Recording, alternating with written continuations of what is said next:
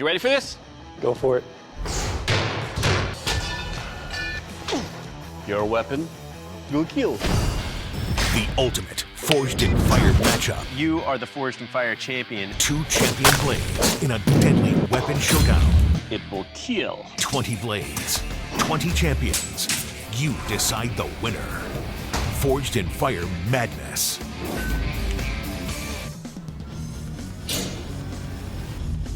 The Japanese Greatsword. My name is Ian Zimmerman. I'm 19 years old and I'm from the small rural town of Bedford, Pennsylvania.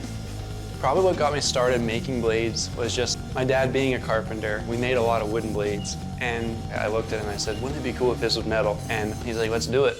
The Japanese greatsword rose in popularity during the 14th century. Reaching lengths of up to 5 feet long, this massive single-edged, slightly curved blade was designed to deliver deep, penetrating cuts upon enemy soldiers, on foot or on horseback alike. While this enormous weapon became too impractical for battle by the 17th century, it can still be seen in many action films, including the classic 1954 Kurosawa movie, Seven Samurai. The 9-foot-long Friauler Spice. My name is David Warner. I'm 37 years old. I'm from Kirkwood, Missouri. I have twins, a boy and a girl. And I would say that raising twins has prepared me really well for this competition because I can deal with stressful situations. The Friauler Spice dates back to 16th century northern Italy. The massive polearm features a 37-inch long central blade with 2 curved side blades. The shaft could measure up to 6 feet long, perfect for delivering lethal thrusts and slashes upon enemy cavalry. Over time, this enormous weapon took on a more ceremonial role, and at its longest, spanned more than 10 feet. Today, the Friauler Spice can be seen on display at the Metropolitan Museum of Art in New York City. We're back in my home forge in Bedford, Pennsylvania. It's day 1. I'm excited. First thing I'm gonna do is just try to forge out this blade. It is a monster blade, and I just want to get it all roughed out. Oh yeah. I'm so glad I have a press. I know that I can draw material quickly with that. All right, so we are pretty much at length to where I want to be. I'm pretty much done, and I'm ready to get it up to temperature and quench it. So my gas forge isn't actually big enough to do the heat treating. So what I'm gonna do is I'm gonna dig a ditch and make a kind of like a redneck coal forge. I have the blade in there. I'm just watching the temperature and just making sure I don't overheat it. Things are definitely heating up, literally. It's hardened. I am really happy with how it came out. Sweet. So next thing I need to do is I need to shape this handle and get it actually ergonomic and feeling good in your hands, because this handle's pretty big. All right. It's starting to fit my hands really good. I really like it. It is now a fully functional sword. This thing is a beast. So I got the Kashira put on. It's shaped. I really like it. I am ready for, yeah, making it look cool. I start wrapping this handle. It's going really nicely. The brown and black contrast is awesome. It's starting to look like a finished product. There we go. Very nice fit. Cool. It's the beginning of day 1. I'm ready to get started on the Friauler Splice. This is a huge build. I'm kind of nervous about making something that's this size. And then to put a spear socket at the end of it, that's also a challenge. I think that along with budgeting enough time to be able to forge out the side blades and then get them to attach to the socket, you know, it's gonna be a pacing challenge. I need to start shaping the handle. I've made some spears before, but nothing quite like this. So I need to make sure that the handle will actually fit inside the socket. I've got to make sure that there's a pretty precise fit. So I think what I'm going to do is heat up this guy and try and use that heat to press this in the post vise around there to get a nice seal on that shaft.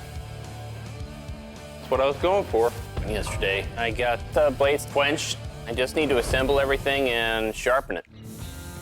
Because of the size of this blade, we've got a bit of a difficulty trying to get the contours of those smaller blades onto the belt grinder without having anything come into contact with the belt grinder that shouldn't. But I think that the edge is going to be pretty good on the blade. I think this blade has got a pretty good shot of bringing home 10,000 bucks. Who's hungry?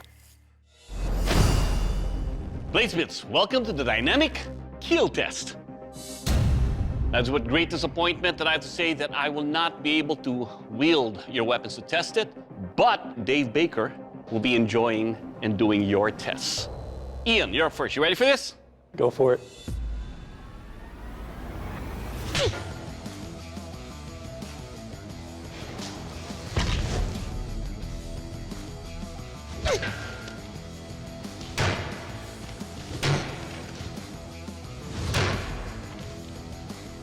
Gosh.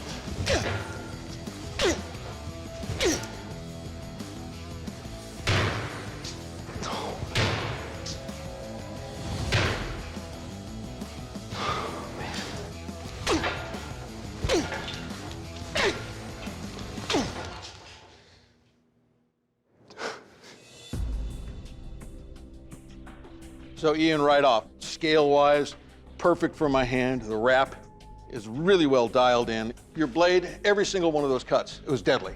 Your edge is still a razor blade. It lost no edge whatsoever. Nicely done. Thank you. David, you're up. You ready for this? Yes, I am. All right, let's do this.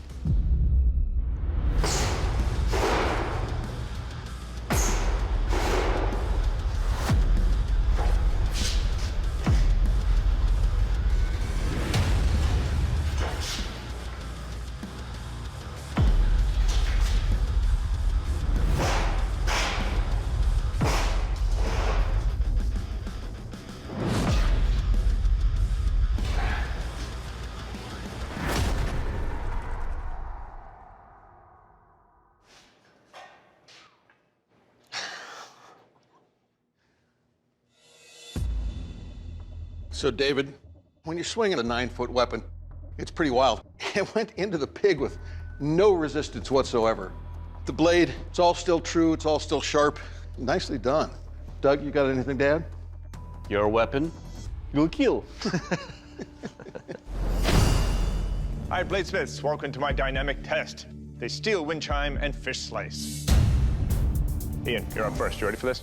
Not really. Well, get ready. It's coming.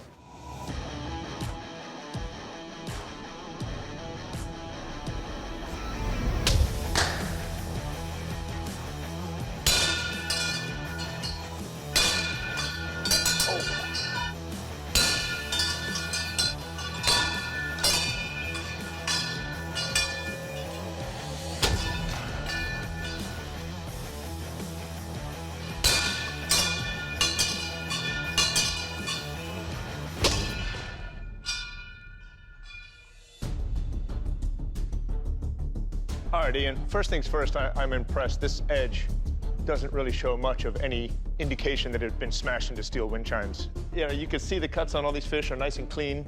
The handle wrap is really comfortable. The dimensions are good. All in all, nice job. Thank you. Bladesmiths, welcome to the dynamic strength test. To test the strength and overall construction of your weapons, I will be pushing on these poles, snapping all 10 of them, and then piercing these steel drums. You ready? Yes, I am. All right.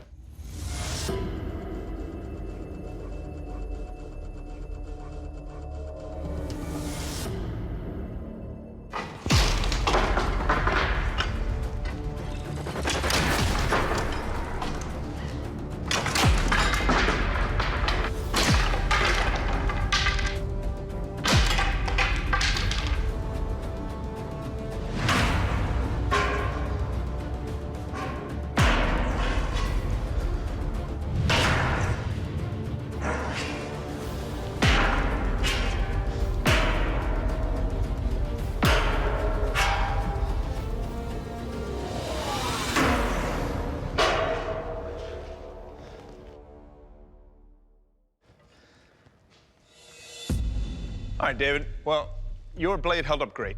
In piercing the drums, took some serious flex, but came right back to true. The side blades here, they penetrated that barrel, and I don't even see any indication that they were in there. All in all, I think you did a great job, and your weapon held up great. Thank you. Now it's your turn. Which weapon will you choose? Forged in Fire Madness.